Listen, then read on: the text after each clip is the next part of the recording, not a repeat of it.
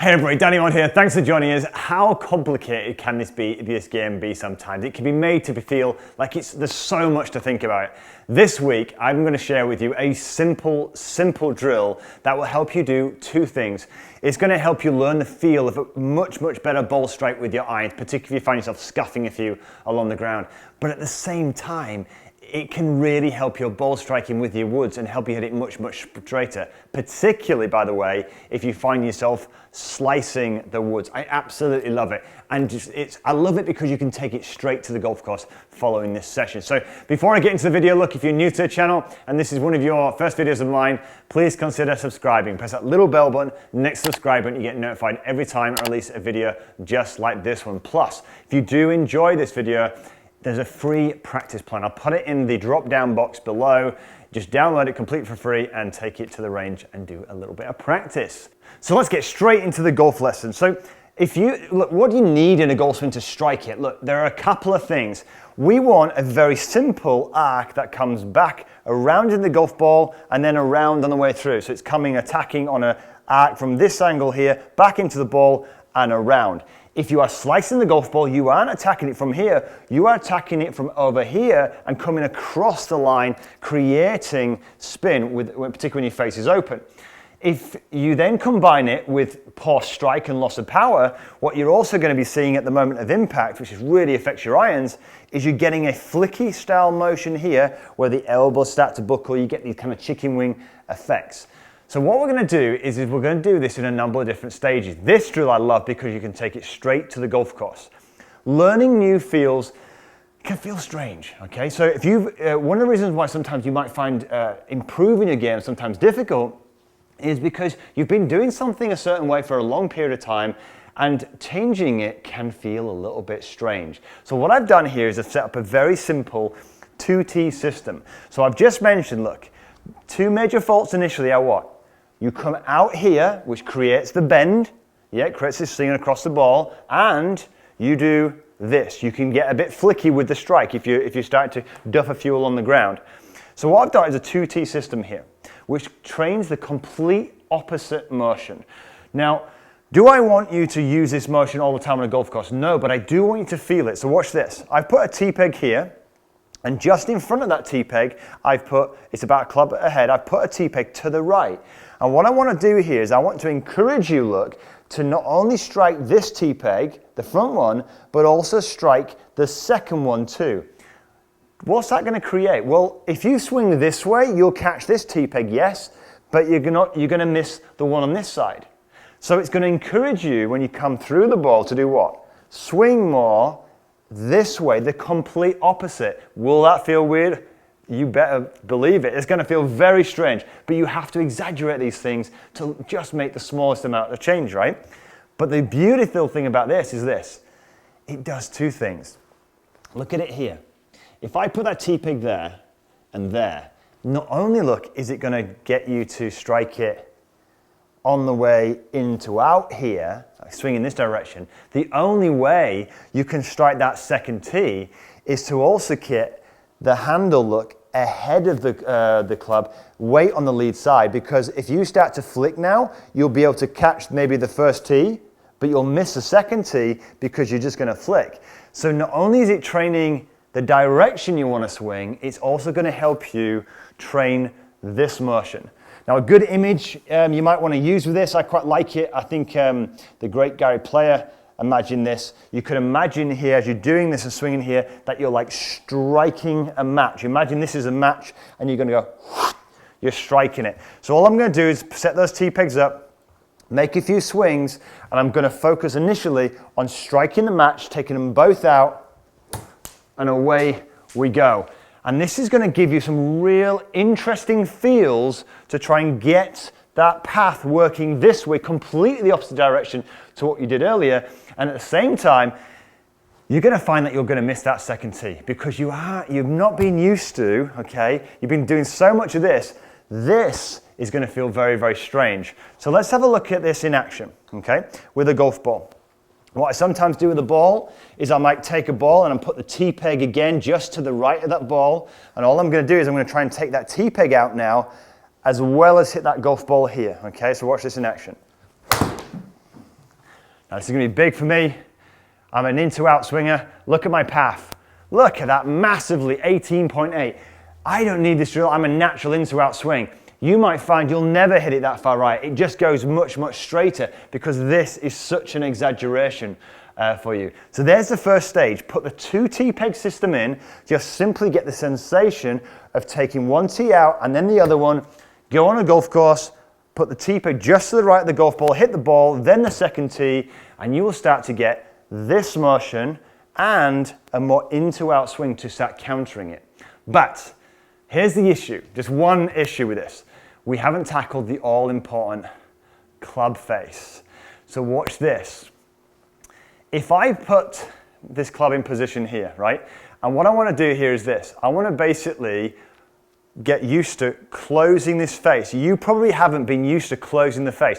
You've spent so long swinging this way that you've developed a habit of opening up that club face. It's completely normal. It's genius, in fact. If you'd have closed your club face, you'd have hit balls miles left. So what you've been doing is you've been opening up the club face. So you're brilliant, by the way, at this. But I want you to now do the opposite, right? It's going to feel very different. Take your club now, maybe stand up if you've got a golf club and just do this with me. Put the club out in front of you here. And what I'm going to do with your lead hand, I simply want you to practice rolling the top part of your lead hand and closing it. Now, that in itself now is a closed face. Watch this. We're going to square that face up, not by the way, by twisting the wrist back, but watch this.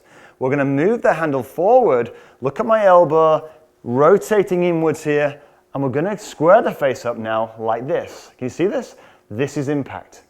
So what we're going to do is we're going to get that sense of impact now as you kind of move through this tee. Let's have a look at this again. Watch this. Close the face by bowing the wrist. Square the face by pushing your handle forward and getting your trail elbow just moving in, just feeling how you're going to square that face up. Now what we've got is we can start to work on putting the T-peg in the ground, but also getting the sensation of we don't just want to focus on the ball swinging or the club swinging in this direction. We also want to get the feeling of the club face closing because we haven't had that before. It's new to us. We've been so used to opening it, we now need to really feel the exaggeration. So let's have a look at this in action. We saw my ball go over there. So what we're going to do now is we're going to practice getting that sensation of hitting both T-pegs, look, and then basically getting that lead arm, the knuckles almost rotating to the ground in here. Notice this, I'm not rotating like this. That's the head still, rotating in there. Just feel that motion on the way through. Let's have a look at this in action. Take the second tee out as well. Let's have a look at the difference in this shape now. There we go. Right. Now, look at the difference. So, yes, look, this is easy for me to do. I'm a natural drawer of the golf ball. If you don't see that shape straight away, please don't worry about it. It's not important. What we're trying to do right now is just educate a feel for you of getting the handle ahead, into outswing, and getting a feel for what you probably never had before, the club face closing in. It's a rare thing, yeah? So get yourself set again. You can put those 2 T-pegs in play. Let's grab another one.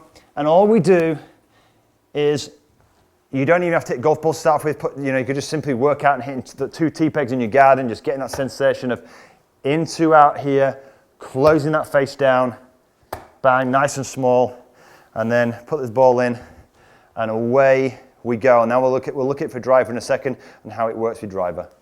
Let's have a look at that. We should start to see that path going into, out, and hey presto, we've got that curvature.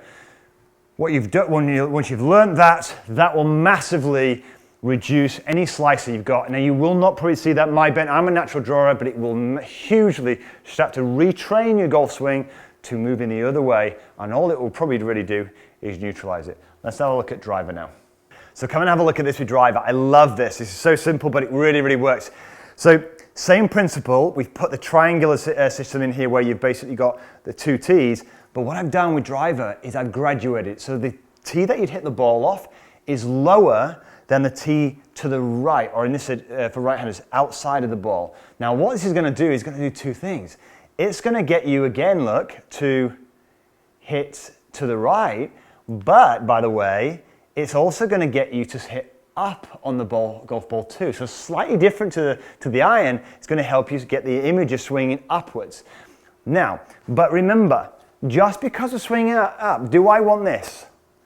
No, even this is not how we hit up on a driver, flicky, too weak, right? So watch this. I'm still going to do exactly the same thing. We're going to close the face off. We're going to move into position. So I still want that strong position here. The difference is how do I hit up? And is this part of my body will naturally be a little bit more bent here backwards to help me hit up. But what I'm not doing is trying to hit up with a flick. So we start the same principle, exactly what we're doing with the irons. We're going to get ourselves set. And I'm going to imagine now hitting, look, to over those two tees and see if I can clip both of those two tees out of the ground. Hey presto. I'll do that once or twice, and then what I'll do is I'll get a feeling. So let's have a look at this in action. I've got a broken tee. I've teed that a little bit, probably a little bit too low there, don't worry. And then I'll put this one in here, and I'm literally going to hit that one out on the way through. I'm going to practice like swinging, striking that second tee here, while still remaining that, keeping that structure. Feeling, by the way, that those knuckles are turning down. Why are we doing this? Why? People might say, well, isn't that going to be inconsistent? Do you know what? If you haven't got used to, if you've had that face over for such a long time, you're going to have to really feel this. It's going to be very new to you. So yes, it will feel exaggerated. There's no doubt about it. But go with it. It's what you're going to have to do. And a lot of people feel they have to do this very early. Most of my students, when they try this, they don't do it early enough to really get that sensation, those knuckles rolling down as you take both tees out of the ground. Let's have a look at this.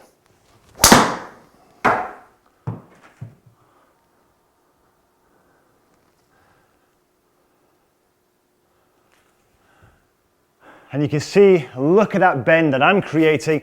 This, from my position, what I do naturally draw it, this is certainly not a drill that's going to suit me because I naturally draw the ball. But this is the point. If you are somebody who slices the golf ball, you have to exaggerate it. You've got to get that path working this way. Someone like me, trying to get the path going that way, is going to exaggerate my draw and turn it into a hook. But if you're slicing the golf ball, it's simply going to move you as you move this way to a much, much straighter ball flight until eventually you do it enough times, you'll start to drawing it. Once you've done it, then you can stop. But one thing that's going to cement all of this in, okay, and the final piece of the jigsaw, once you've got the feeling here, you've got the feeling of strike, you've got the feeling of the club face in, remember, what cements all this is what you see, what you imagine. You've probably spent so long visualizing a flight or worrying about a flight that's curving off this way. It's probably hard for you to see a ball that does this, but you need to try to create it in your mind, because you know what? None of this will be able to, none of it will happen if you are constantly trying to avoid trouble on this side of the fairway, yeah, for right-handers. Because what's going to happen is you can try all you like to swing here, but if you keep worrying about that side, you're going to come over there on the golf course. So start to picture shapes. Do it on a range first, but if you can picture the shape, your body's an incredible self-organized machine. It will really help you achieve this into-out motion, because that creates that shape. It's going to help you to square off or close down the face, because again, that's what you're trying to see and trying to picture. So add that to the mix too. Why are we trying to get you to bend it, remember? We're trying to get you to bend it this way because it's completely the opposite to what you're already doing.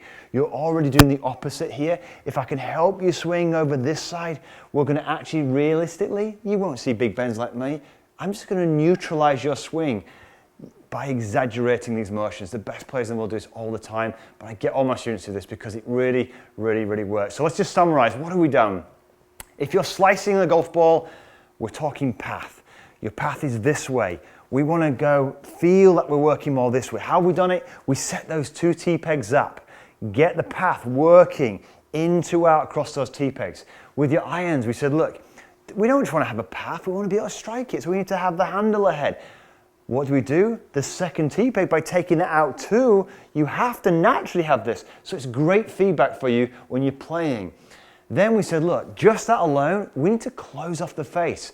You've been brilliant, by the way, at avoiding shots that go miles to the left. So you've been brilliant at opening the face. Do you know what? Now you're going to have to be brilliant at learning the feel of what closing it down feels like. We call it the bowing effect. You can simply at home just look at this. Bow the left wrist, turn the knuckles down, close the face, and then how do you square the face up? You don't square it up by doing this, you square it up with strength. This is that position here, square. So now you've got the sense here, look, of coming in a much stronger position through the impact. And finally, glue it all together by visualizing the shot to kind of let the body help you along the journey. Your body has incredible powers that's subconsciously trying to kind of self-organize itself to create these motions. Once you've got the draw, you can put this drill aside and not use it until the next time you start to get that slice back. So I really hope you enjoyed this training. It's a simple drill you can take straight to the golf course, put a plonk a ball in, put a tee peg in front, take that tee peg out. Don't do it in competitions, do it in fun, do it in practice, and share it if you want with some of your friends who are struggling with their ball striking and their slice. So remember, there's a free practice guide in the description box below. Go and check it out, it's complete for free. But until next week, have a great golfing week.